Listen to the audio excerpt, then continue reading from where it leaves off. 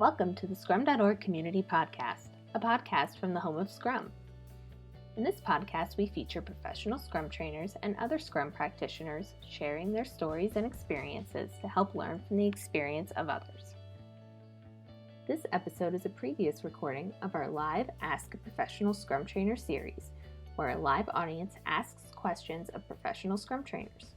We hope you enjoy this episode.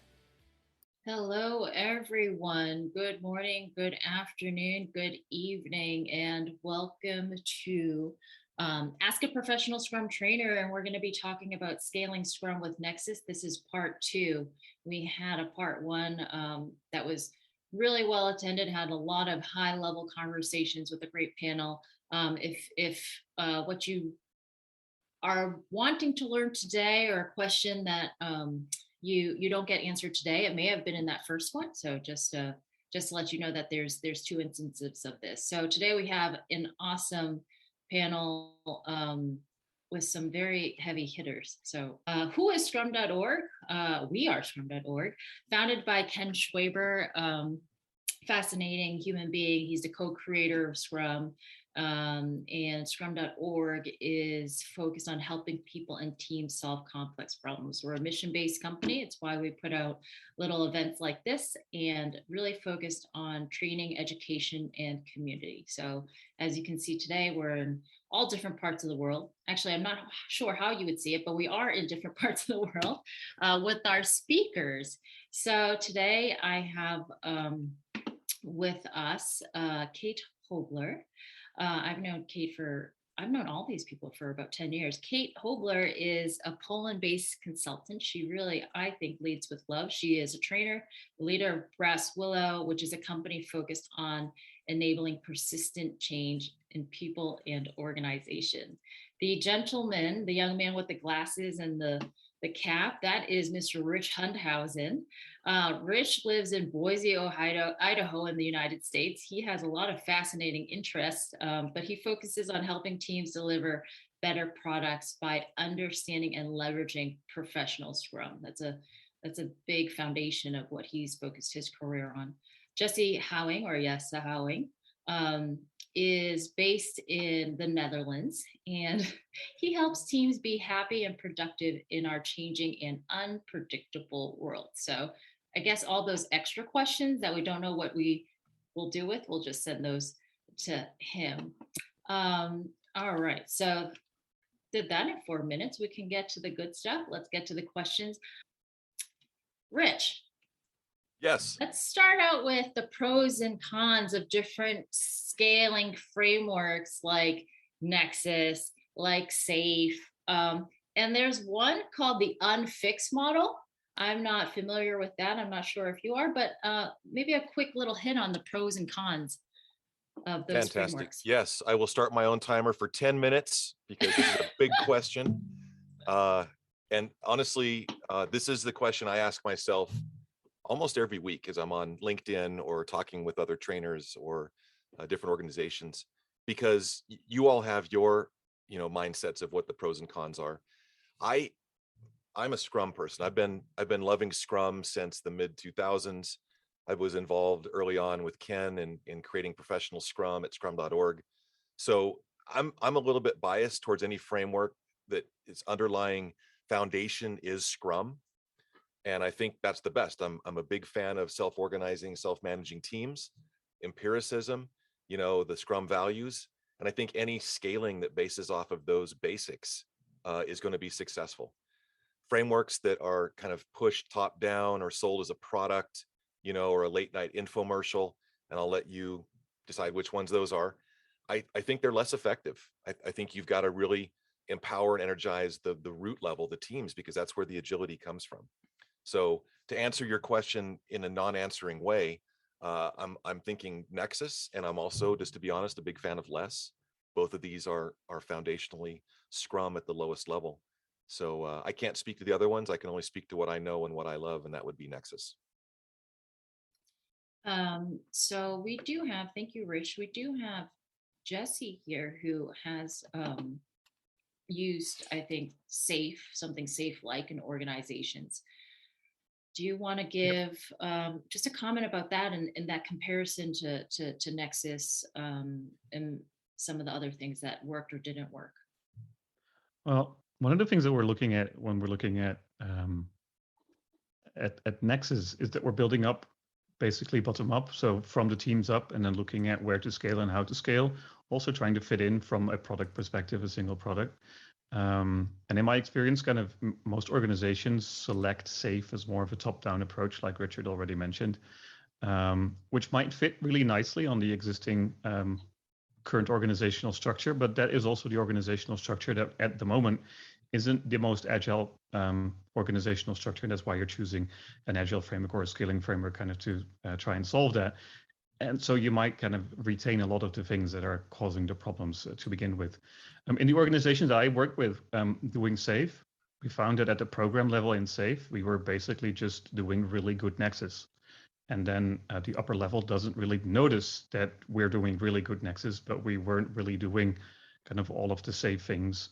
We were just doing really professional Scrum at that level and kind of filled it in that way. And in those ways, kind of they're pretty compatible. And you can go way beyond kind of what the guidance of kind of the bigger frameworks are.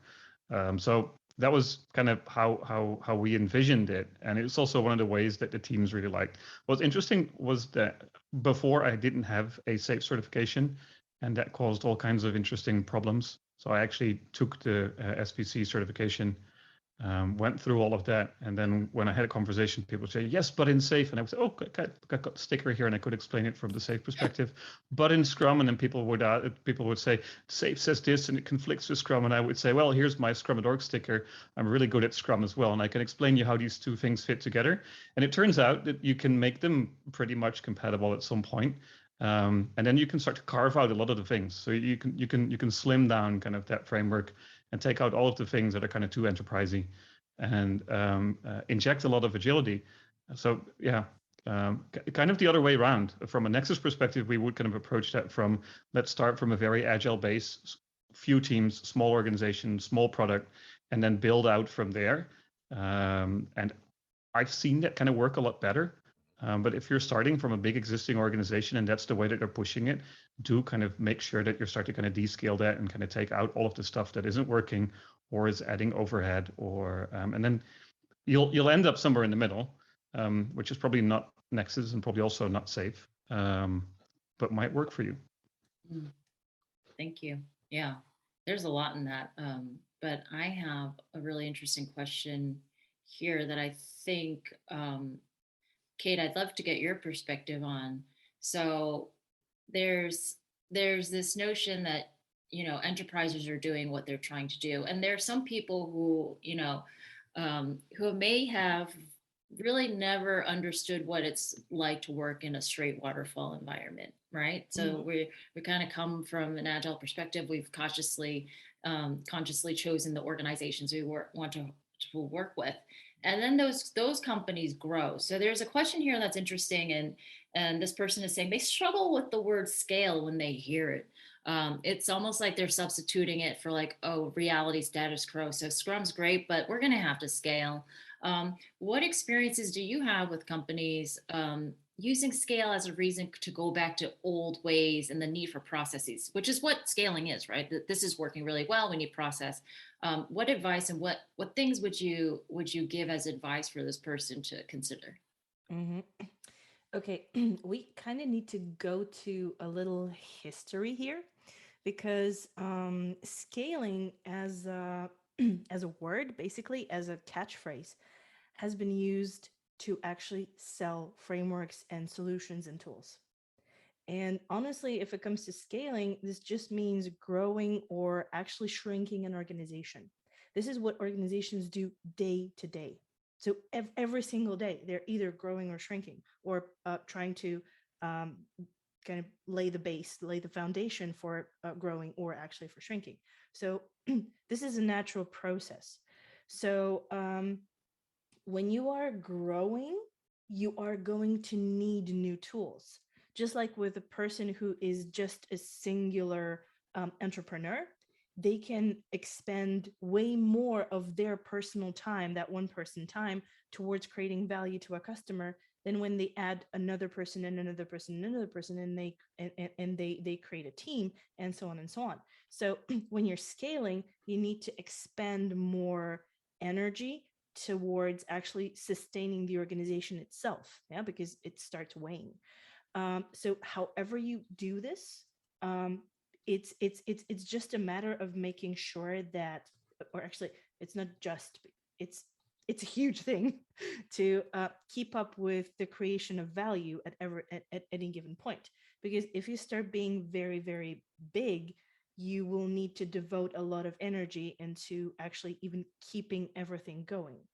So whichever framework or approach you use, you need to start with your own needs, because every single company is different. And there will be companies that would start organizing themselves when they grow based on holacracy. There will be organizations that will organize themselves based on Nexus. There will be ones that will use SAFe. There will be ones that will use beyond budgeting to start changing their organization. So actually the framework is less important than the values that are kind of in the base of the organization. So when you're scaling, actually look at the efficiency and value, and know it. So benchmark it. At the moment you're starting to change, measure it, so that you can actually go back and see how you did with that, either enlarging yourself or shrinking yourself. Yeah, it's really great to think about that foundation. And I know that Jesse and I have always talked about, hey, we're adding teams. That team is the price of a car every sprint. How, is it a nice car or cheap car? It's still a car. And understand, are you getting that return? Are you thinking about that? And the thing that Nexus is, the problem that Nexus is trying to solve or to help with is really this notion that we have multiple teams working together on one initiative, one problem. And so the natural question, right? And so we're using Scrum, multiple Scrum teams working together. And there's going to be a lot of dependencies. That's what we're trying to address, because that's the killer of scaling. What happens is that we see organizations, kind of like what you were talking about, Kate, where they just say, we have this many teams. So we're obviously in a scaled situation.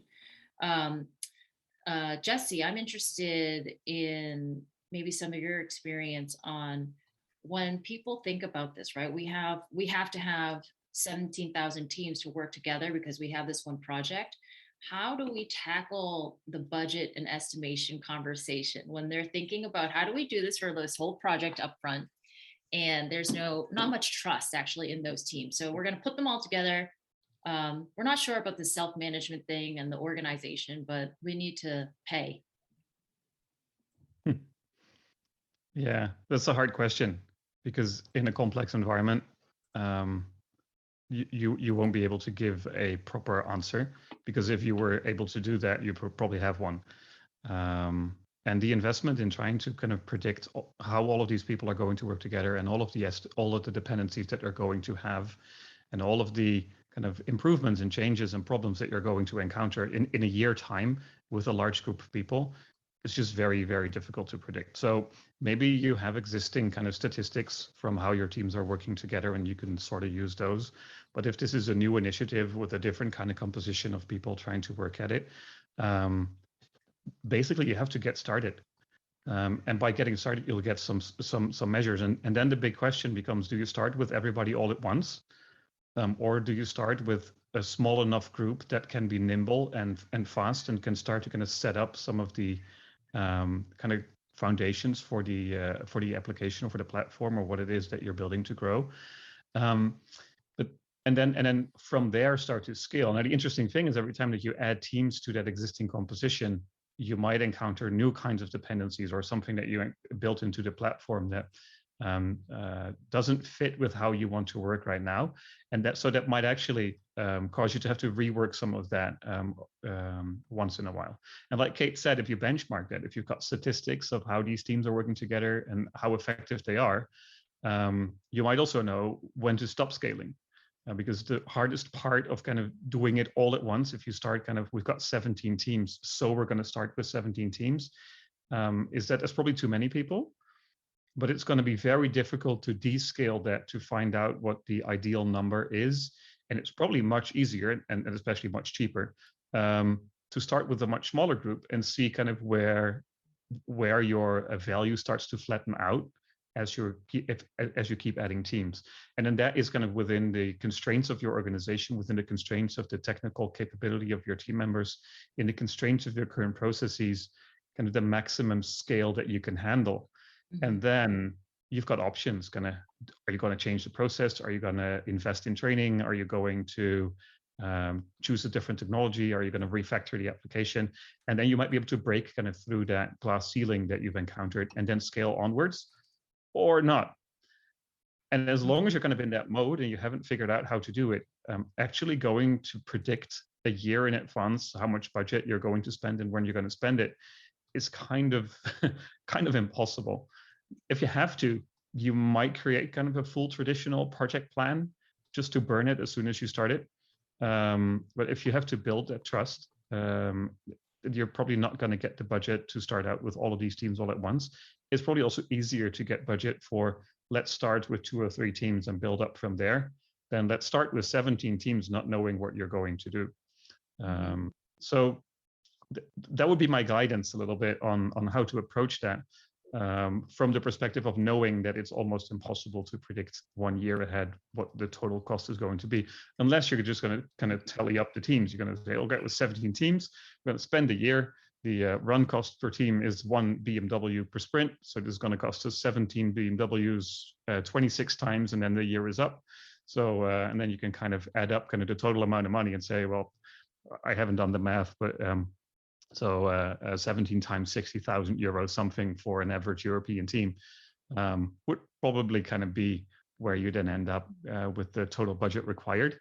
And then the question becomes, can we feed enough valuable work into that constellation of people to earn back that money? And if you feel that you can't, then there is absolutely no reason to scale with all of those people, and then maybe find a lot of much smaller projects that you can work on. Yeah. That's also an option, right? I think those fundamental questions that you and Kate are providing around, why are you doing this? Why are we scaling? What is the value? How would we know that we're improving? And I think that when you brought up descaling, especially for us at Scrum.org and thinking about the Nexus framework, it's like, don't scale if you don't need to, right? This whole notion of descaling is very important. I want our listeners and our viewers to really think about scaling in terms of descaling. All right. So Mr. Hundhausen, I can see you're in a very huge chat fest, but I do have a question for you because I think this is an area where you work with a lot of financial institutions, and a lot of financial institutions over the past several years have said, hey, how do we start that agile transformation or kick off that digital transformation, et cetera, et cetera. So just based on my own experiences, and I know from yours, if the organization isn't really very agile at all, and you have these different opinions of like, hey, just, what, I'm the loudest person in the room, and I think we should do our transformation by SAFe, what would you have in terms of advice there? Well, thank you for picking like the most difficult client, type out there. Maybe government just past that a little bit. But, yeah, I mean, these large, lumbering organizations have way more structure than they really need. So I do think about Larman's laws. I'm going to put that in the chat window because this is good. larmanslaws.org, Craig Larman. And it's basically these organizations that are coming to you or to one of us for, help. We want to be more agile. We want to be, like the cool kids. The disruptors are eating our lunch. We don't want to get Ubered. We don't want to get, Coinbase here. We want to come up with our own solutions. Well, I may be talking to the wrong person, because as we all know, to be agile and to do this great experiment correctly, sometimes you have to blow things up from the inside. You have to basically carve out the ability to do a new startup in there. So I would honestly, I'm in a unique position where I can really ask the hard questions to these people. Well, why do you want to do that? Well, why is that important? Well, why, why do you see that as a goal? I ask the 5 whys because, what they're about to do is going to be super painful, and it's probably going to end up theater, right? They're just going to do a bunch of things, give people some new titles. Maybe they'll start standing up for 15 minutes a day. And in 6 months later, they're still not going to have released their product. So I'm pretty hard on them. I'll make sure that they really, really, really are about to fail in some big disastrous way, so that there is some motivation there for them to change. I try to think of it as like I own a gym, right? I've got all the machines in here for weightlifting, and I got the treadmills over there. I've got my nutrition specialist over here, and I don't want someone to come in on New Year's Day and say, "Hey, I want to give it a try." I want my patients to be, their doctor's given them a very grim outlook. They're going to be motivated. They're going to actually do the things that need to be done. So banks aren't those people. I'm just going to be honest here. So if you're at a bank on this call, just know that I'm the pessimistic person on the panel. But if you're really experiencing pain and suffering, and that is more going to outweigh the pain and suffering and changing the way you work, whether we're scaling or not, there's hope. Yeah, that's that's the ultimate Ken Schwaber playbook, right? Backs against the wall. Now we're ready to try something. Backs against the wall. Yep. Yeah. So, I mean, what you brought up is really what we as Agilists are doing, is asking some of those hard questions and really trying to evoke curiosity with executive teams, within the teams, within ourselves. And so we're asking those 5 whys and some of those other things. So for me, when I think about Scrum and something like Nexus, it's a great way to focus because there's some purpose behind why we actually use these different frameworks. So Kate, I'm wondering, when we start to look at that, right? So we're using, let's say, hey, we're gonna do it this way, and within Scrum we have the different accountabilities. Those don't go away in Nexus. How can a product owner, so we talk about, and I see some questions around scaling Scrum, so that the Scrum at Scale framework, but when we are at scale, what does this mean for the product owner, and how does that product owner start to balance their workload when there's just more and more and more? Okay, I'm going to give the simple answer and then the complicated answer. So the simple answer, delegate. That's it. The complicated answer is, again, a little story. Let's move to a different industry. Let's go to automotive, for example. In automotive, there are tons of product managers. So if it comes to cars, in the majority of cases, a product manager is someone who manages a model. Yeah? It's usually not the whole make, but it is a model, or a group of models that are kind of very similar to each other. And having a product manager manage that product and being a single product manager, there's nothing weird about it. Yeah? There's always a single product manager. And it doesn't matter if it's a Toyota Corolla, which is, I think, one of the most popular cars on Earth. That would be one of them. If it's, a BMW, M5, yeah? Or whichever other car, Tesla Model 3, they would have their own product managers that would manage them on the market. Now let's move back into IT. For example, I work with also tons of banks. So one of them has this tiny little app for students.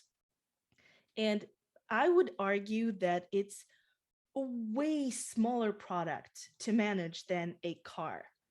Yeah? Way smaller. It's local for just one country, and it's just for students. It's 100,000 people using it maximum. Yeah, but actually, even that's the target group. Probably using it is just a few thousand people. That's it. And they're arguing whether they should have 5 or 6 product owners, which are in fact product managers. How the hell is this going to work? It's not. They're either going to eat each other's decisions, or they're going to end up fighting each other on a daily basis, or they'll end up having a death match with the one of them still standing, and that one is going to manage the product. Why on earth would you want to expend that knowledge and that energy to do it to those people? I know it's hard to change from few people who are writing stories into actually bringing on board a person that is responsible and accountable for making sure that this product is successful in the market. And then have that one person take all of this and make good decisions and make quick decisions. You know? It's obvious in other industries. Why don't we do this in IT? It's just that these people delegate because a person that is managing a model of a car is unable to build an engine. Maybe he is, but if he's able to build an engine, possibly he's not going to do good market research. He will have people to do that. Yeah. So that's it. Just go ahead and delegate. Just learn from other industries that they don't view as having one product manager as something weird, as we do in IT.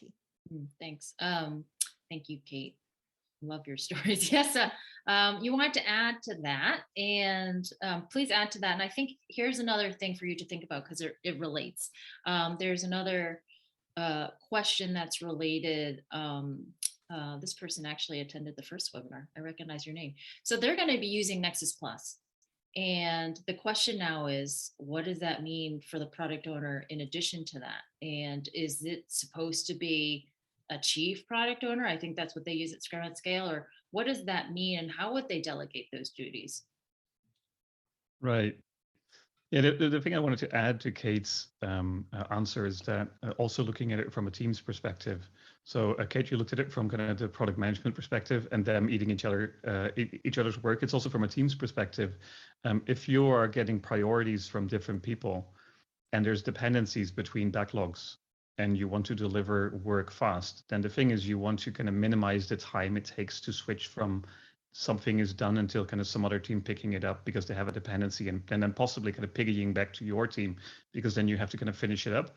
And if this is being managed by different people across different departments, having different priorities, and each team kind of planning independently of each other, and what you'll see is that often these important things that go across teams take longer than anything that you can handle within the team. And therefore, you'll start to optimize for these smaller things to get delivered because they're easier, which makes these harder things go even slower. So this is one of the reasons why in Scrum, we have one product owner, because then we have also one product backlog, and then we can create a single source of truth of priority. It's also why we set in Nexus a Nexus sprint goal, because this ties together these teams upon what is the most important thing that we should be doing this sprint. And then hopefully when one of these things comes by, then and we've got a dependency kind of handing off from one team to another team. And the other team kind of looks at it and looks, right, we can start on this. We can start on this, and it's important towards the Nexus sprint goal. And we're working on other things that are not important to the Nexus sprint goal. We might have to change priority. So hopefully these kind of things, and this is why in Nexus we've got a Nexus sprint goal. This is why Scrum teams then define kind of their normal sprint goals. They try to piggyback back off of the Nexus sprint goal whenever possible, and it then ties them together and helps us kind of with decision making, helps us with the self-organization around dependencies. And this is also why we've got this single product owner setting that priority on the product backlog, so that kind of all of the teams know what to pick up and what not to pick up. Now, how that order of the product backlog came to be, that could be that product manager talking to 16 other product managers and then figuring out what the order is. But from a team's perspective, it's clear this is what we're going to do and this is what's currently important.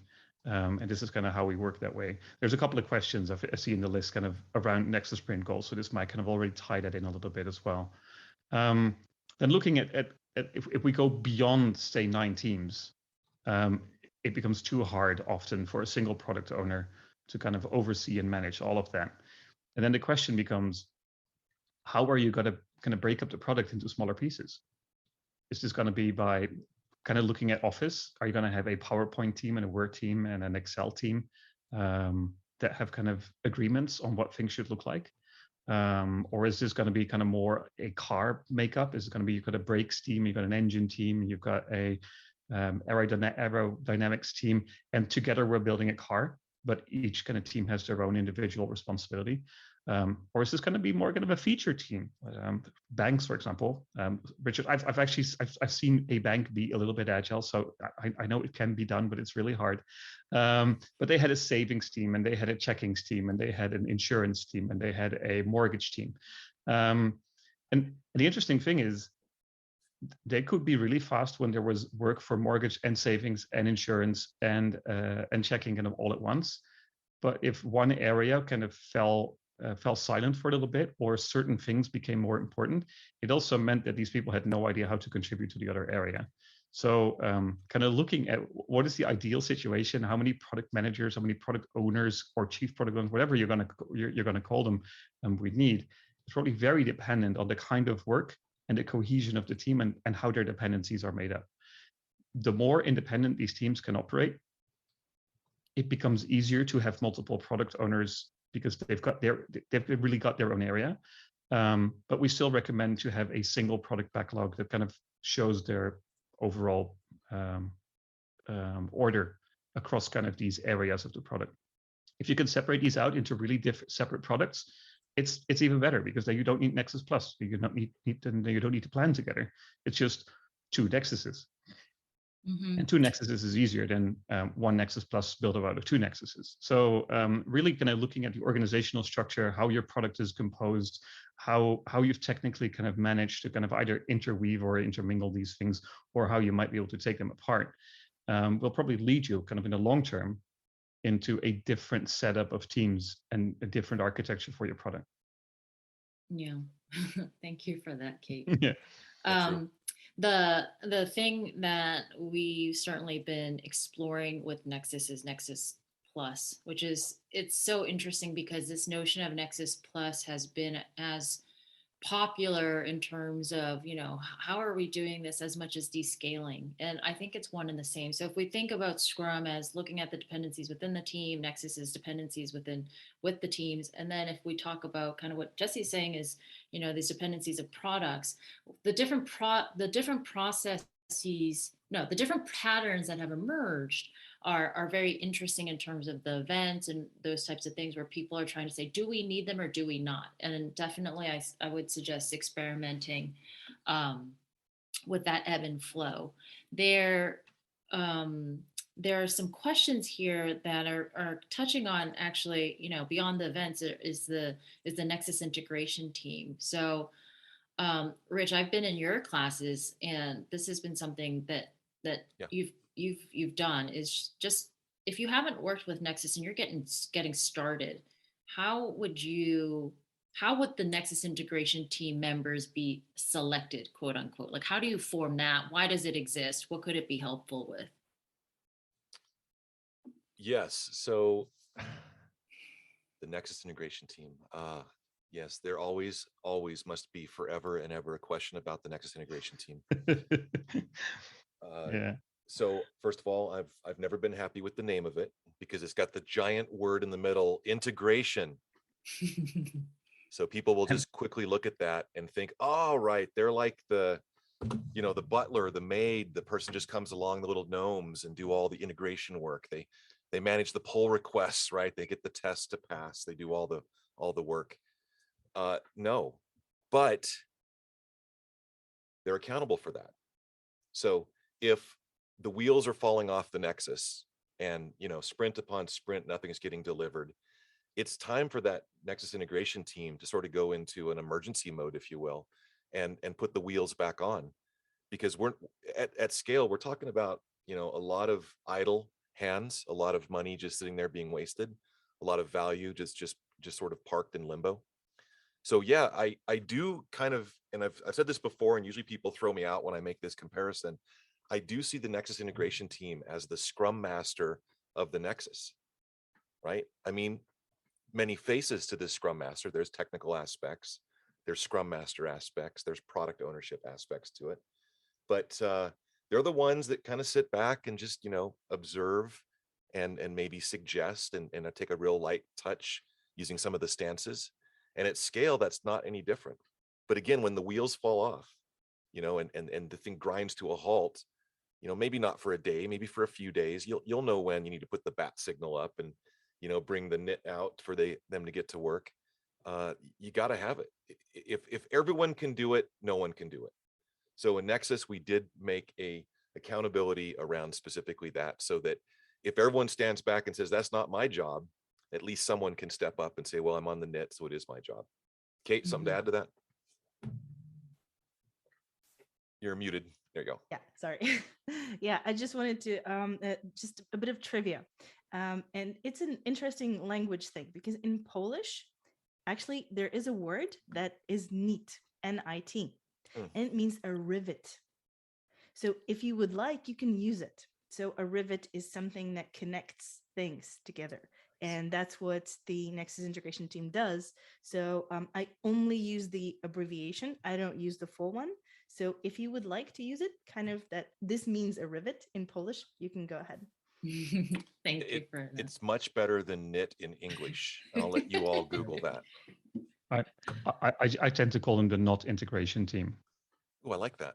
Well, Ken Schwaber loves the Nexus integration team definition because they're integrating the Nexus. It's about the Nexus. He's the best troll out of all of them. Yes. He is the best troll. We're pretty good ourselves, but he is. Kate, I have a question that I'd love for you to consider.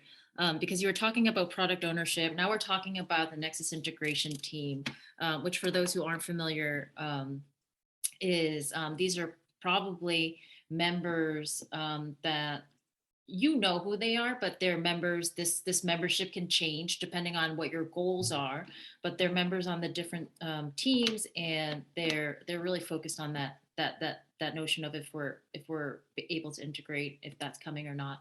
And the product owner is on that team. You should have a Scrum Master on that team. This question is, if there's a product owner and we have several teams that we're working on, and those several teams may have several Scrum Masters, right, now that we're dealing with, and they don't need to maybe all have Scrum Masters, or do they? How would those Scrum Masters serve, coach, mentor that one product owner? What does that look like, especially when you now have different opinions? And so how do we deal with that behavior?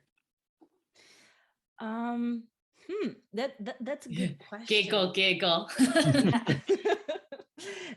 Because it's like it always kind of, if it comes to Scrum Masters, I mean, the Scrum Masters I used to work with in Nexuses so far, they were quite experienced, so it kind of came naturally. So I needed to kind of look back what they did in order to actually make it work. And what happens is that it's interestingly, they are kind of becoming a one body at scale as well. So there's always an organization of Scrum Masters, and they tend to align all of the things that need to be done in between themselves, because they work in the same context. They work in the same product, in the same organizational context. They might have different teams, but those teams are also kind of codependent. So usually those Scrum Masters tend to speak with the same voice, even though there are differences. They tend to kind of unite to support the product owner. And what I have seen is that the majority of those Scrum Mastering organizations tend to facilitate delegation as much as possible. So when the Nexus grows or it becomes a Nexus Plus, they tend to recommend to the product owner what he or she can, what they can let go of. Yeah. So by caring for the tooling that is going to make their life easier, by making sure that everybody communicates on a daily basis, and also by supporting the knit, because the knit is it is the Scrum Master, kind of the fractaled Scrum Master. Yeah, so that's the Scrum Master on a higher scale level. I love that. I also use that. So thanks for that, Rich. So they kind of have to have that one voice, and they sit, they observe, and they try to take as much work as possible from the product owner. There's also tons of learning involved, and there's also tons of as soon as the Nexus is quite stable and they don't have a lot of work inside of the Nexus, because there is not all Nexuses achieve that, but if they do, they can start working on the environment for the Nexus, which is also helping the product owner not to have as many bumps on the road. And just over to you. Yeah, and I wanted to add to that there's one Scrum Master that's probably going to be on the Nexus integration team, and is the Scrum Master on the Nexus integration team.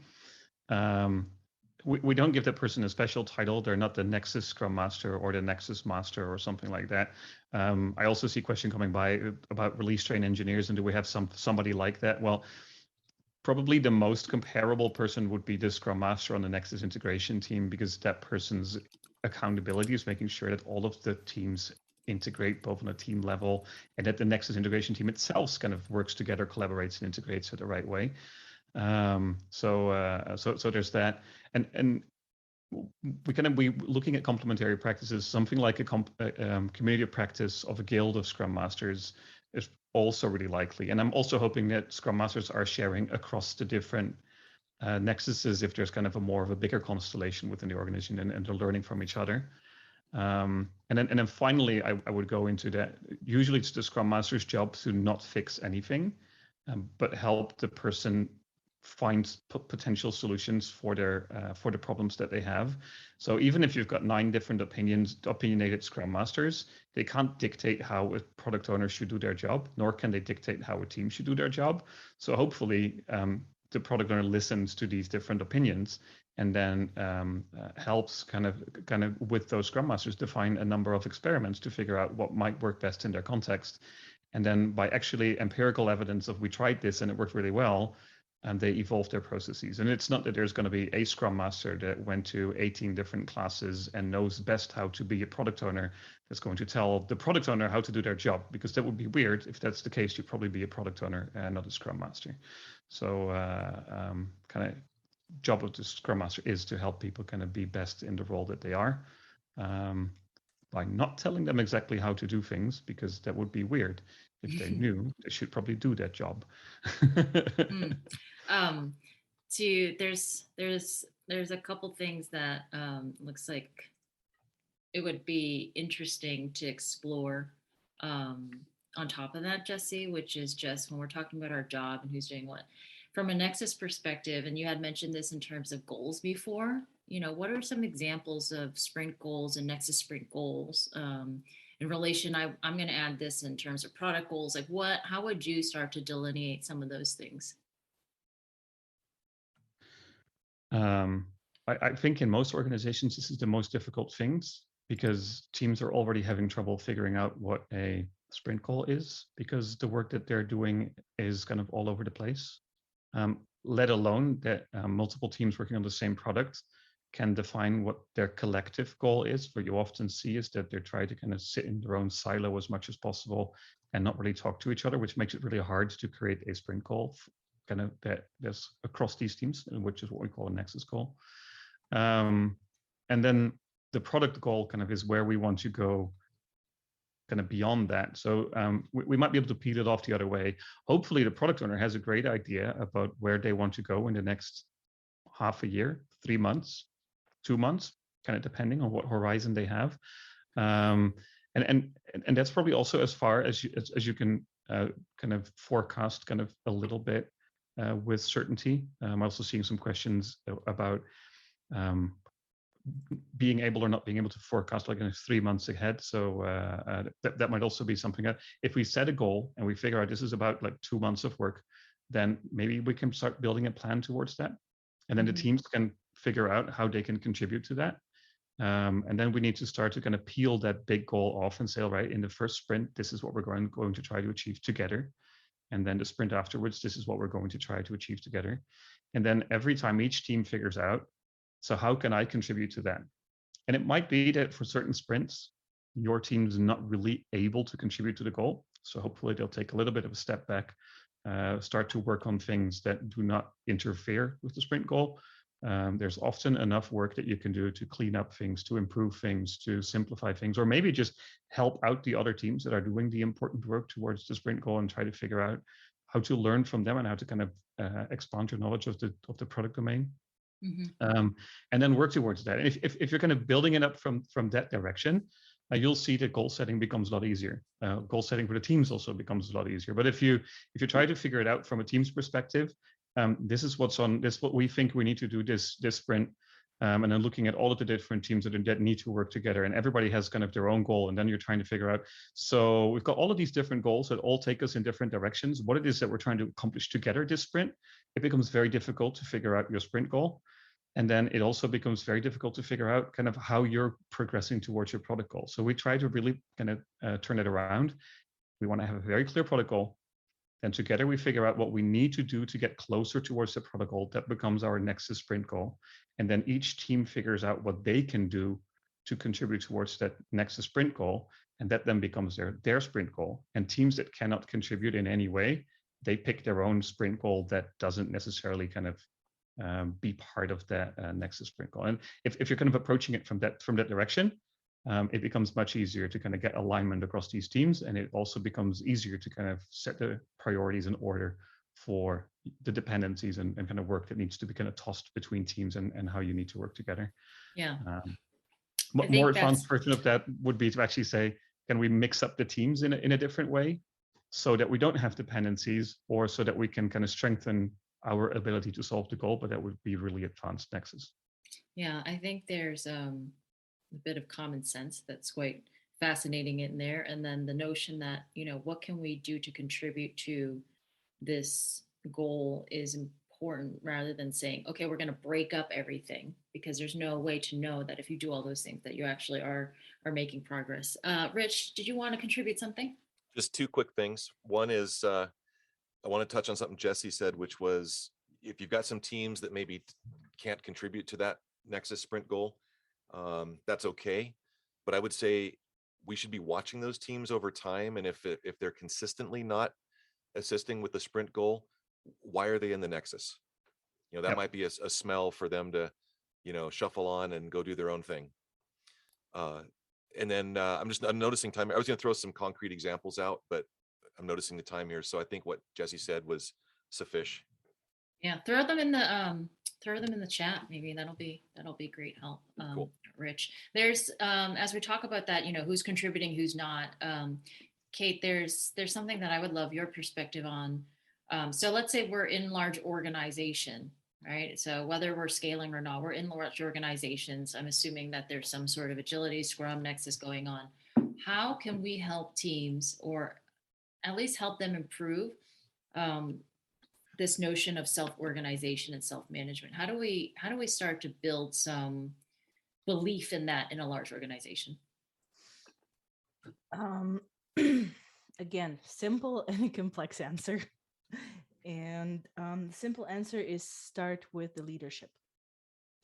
That's the first, and actually continue and end with leadership. That's leadership all around. The complex answer is that the self-organization, self-management does not appear magically out of thin air. You actually need to create the environment for it to happen. So you need to create an environment with trust and empowerment. And it is up to people in power to empower others. And if you don't do it, then just your teams are not going to be empowered. They are not going to be self-organizing, because of course they need some borders, frontiers. Yeah, they need to have some space in in which they can operate. But that's all you do. You set up that space and make sure that this environment is helping them grow. So it's not up to teams, it's up to people who are creating that environment. Yeah? Starting, continuing, and stopping. That's it. Yeah, thank you. It is Very- so complex. It is. Yeah, it is very simple to say. It's so hard to create. Well, thank you for offering some insight into that. So we're rounding up, getting towards the end, and I'm going to have this as our last bit of conversation. There is a question in here about dependencies on teams that are building hardware. We actually had a really great conversation about that in the Ask a PST scaling part 1 back in December. We talked a lot about hardware, talking about when are things in production, how do we deal with those. The conversation that we didn't have as much that I think will be fun for this panel, especially talking to me, because I'm all about evidence-based management, thinking about value measurement, thinking about flow measurement. How do those things happen? Mr. Houwing, let's talk about metrics. So how do we, is there individual people metrics in a Nexus? Is there team metrics? Is it the entire Nexus that's metrics? How do we gauge progress? And actually, I'm making a hard assumption there that that's what the metrics are being used for. Yeah. Well, to piggy this back on the goals, hopefully kind of the most important metric is our progress towards the goal. And that's not just, these are the 17 things we think that we need to do. And when we've done them, we've achieved the goal. But it is, we've done these things and they've shown us that they have moved us closer towards the goal. So you're really taking that from empirical evidence out of whatever kind of production environment that you can get. But that might be hard. But the closer you can get to that, the better. From a Nexus perspective, other metrics that are really interesting is number of dependencies, because we're trying to kind of minimize them, and it can be in many different ways. But if we kind of see them flaring up, it might be because we're doing a different kind of work, or it might be that something in the technology has changed, or that with entering an area of the product that has a lot of technical depth and it's causing us kind of all these kinds of problems. So that would be an interesting metric to look at.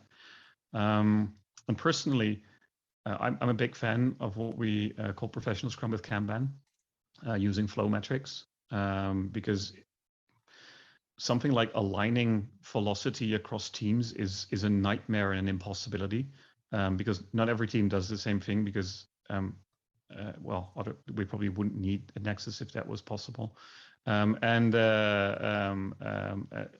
People are different. The situation those people are in are different. And since we're working with people, that just becomes really, really, really difficult. I really like to look at kind of flow and cycle time of what is of value. So it might be that the thing that multiple teams working on together is something that's valuable to your client, or really giving you feedback, or really helping you to provide kind of progress towards goal. Trying to optimize that would also be really interesting to look at. Just kind of thinking it from the perspective of how do we gauge progress of individuals? Scrum doesn't, Nexus doesn't either. In Nexus, in Scrum, we look at the team. How able is a team to deliver valuable stuff, and can we measure that? And that's also towards a product owner. How able is a product owner to define work that delivers value? So kind of job of the product owner is to make sure the most valuable things are on the product backlog at the top, and then the job of the team is to kind of try and deliver that as quickly as possible at the right level of quality. And that is still true in a Nexus sense, but it becomes very difficult to kind of say this person tested 500 test cases, therefore they were productive. I hope that they tested exactly the right test cases and were therefore really productive. This person wrote a gazillion lines of code. Yeah, but that one person solved a bug that prevented a production-wide incident by really looking at an algorithm and making 2 minute changes, but it took him 3 weeks. So it's really difficult to say what makes an individual productive. It's much easier to look at how are we working together as a collective, and then letting people together talk and improve and give them the room to self-organize to kind of spot each other's strengths and weaknesses, have a good retrospective on that, and then figure out how to grow from there. And then if you want to look at kind of individual kind of contributions of people, then that would be kind of from the perspective of how are they able to grow? Are they able to expand their knowledge and their skills? Are they working well with other people? Are the teams working well with other teams? Are the nexuses working well with other nexuses? Are we delivering value together? Those things would then be far more important than how many lines of code did you write or how many tests have you executed. But yeah, that's might be a different kind of company philosophy as well. Yeah, and it's complex, but I would definitely, as we're rounding out, just there are a couple different places that people can go to learn more about these things. So it was first the webinar that we did previously, and also there's a company and this coach, she shared like 10 things I learned about when I was scaling, and it talks about that. And there is a big game changer when it comes to how you think about measurement and metrics, right? So if you are thinking about all these BMWs that you're paying for, and you have this goal that Jesse talked about, this product goal, there's a measurement that you can put there is how will we know if we achieve this goal? What would we look at? Those are things to measure.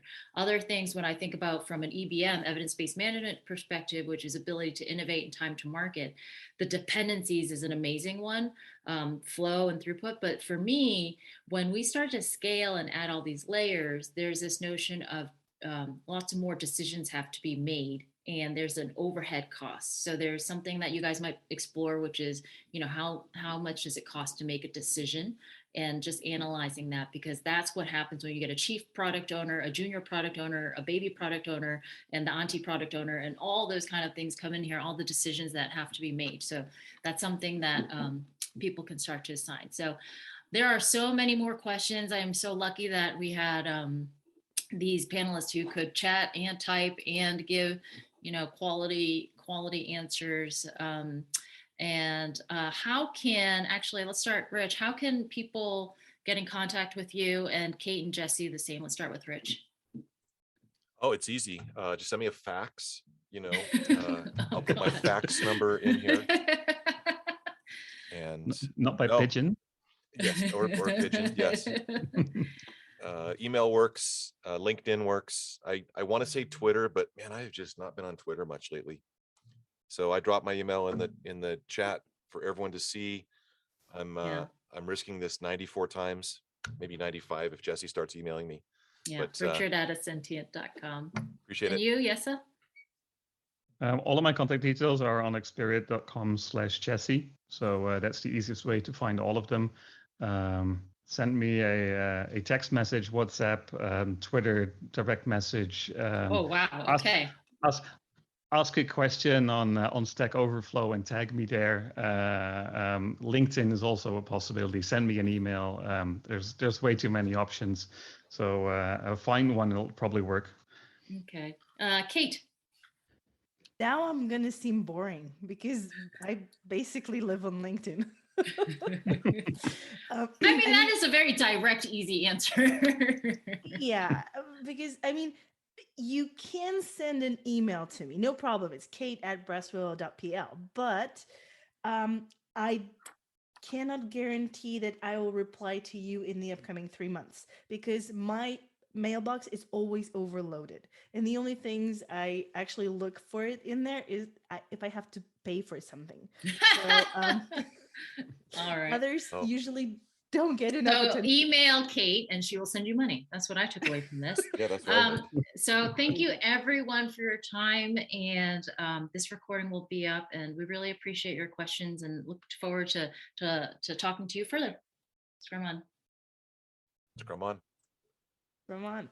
Bye, folks. Bye.